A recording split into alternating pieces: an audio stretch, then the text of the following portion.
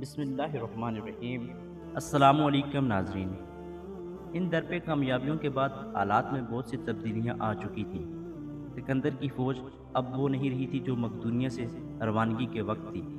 اس کی قوت میں بے پناہ اضافہ ہو چکا تھا۔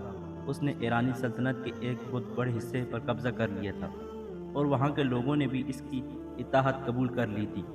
وہ یونانی سپاہی جو اجرت پر ایرانی فوج کے لیے لڑ رہے تھے اب سکندر کے ساتھ شامل ہو گئے تھے، اور سکندر نے ان کے لیے وہی معاوضہ مقرر کیا تھا جو انہیں شہنشاہ ایران کی طرف سے ملتا تھا۔ ان سب باتوں کے علاوہ خود سکندر کی طبیعت میں بھی بہت تبدیلیاں آ گئی تھیں۔ اس کے احساس خودداری اس حد تک اضافہ ہو گیا تھا کہ وہ اپنے آپ کو یونانی دیوتا زیوس کی اولاد سمجھنے لگا اور اپنے خلاف کوئی بات نہیں سن سکتا تھا۔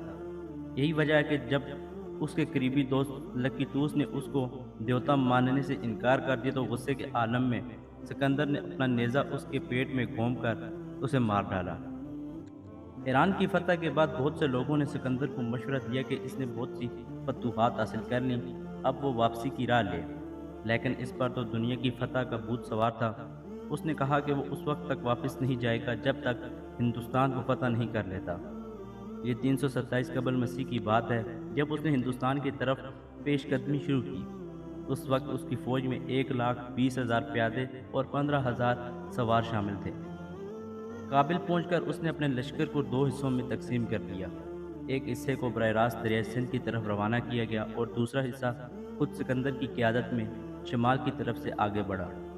یہاں اس نے ایک ایسا قلعہ فتح کیا جس کے بارے میں مشہور تھا کہ روم کا بادشاہ ہرکل بھی اسے فتح نہیں کر پایا تھا۔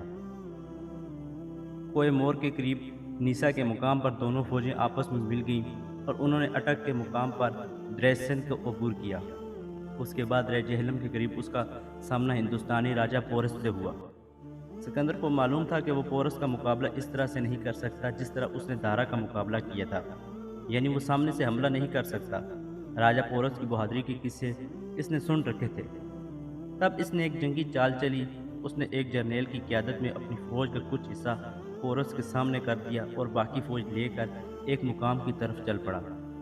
اس سے پورس یہی خیال کرتا کہ مقدونوی فوج کی وہی مٹھی بھر سپاہی ہیں جو اس کے سامنے ہیں، لیکن اس کی بے خبری کا فائدہ اٹھا کر سکندر ایک طرف سے حملہ کر دیتا۔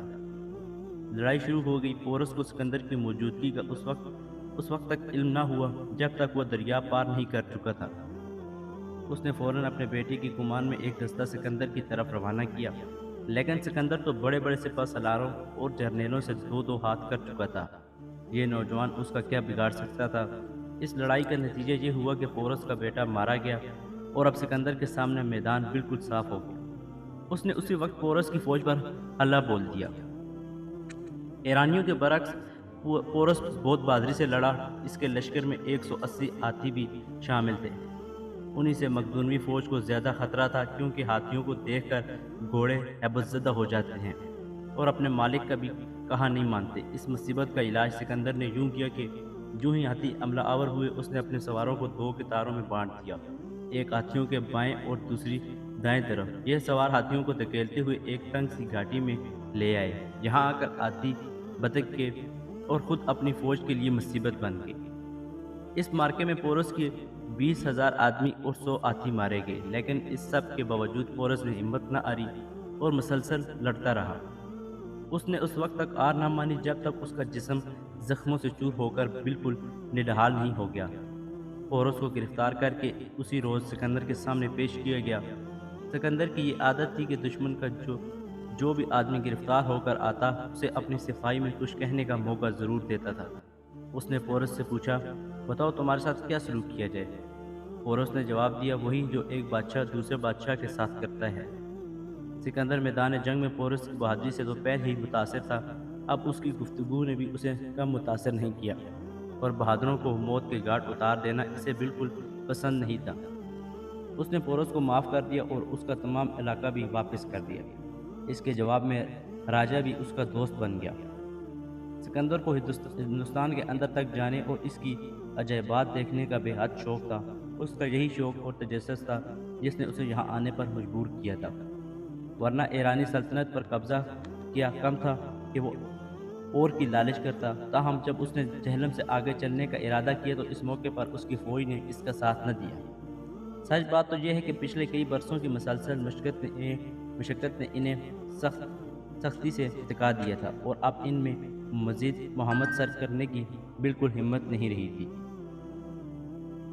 اس سے قبل وہ جن ممالک اور ریاستوں پر قبضہ کر چکے تھے ان کی افواج بآسانی ہار مان گئی تھی، مگر ہندوستانی افواج کی بہادری کے بارے میں انہیں جہلم کے میدان جنگ میں تجربہ ہوا، جس سے ان کے دل خوف سے بھر گئے۔ سکندر نے اپنی فوج کو آگے بڑھنے کا حکم دیا، انہیں دولت کا لالچ دیا، زرخیز زمینوں پر قبضے کی امید دلائی۔ یہ فوج ملتان کی طرف بڑھی، جہاں ملوئی قوم آباد تھی، جن کی شجاعت اور بہادری کی داستانیں پھیلی ہوئی تھی۔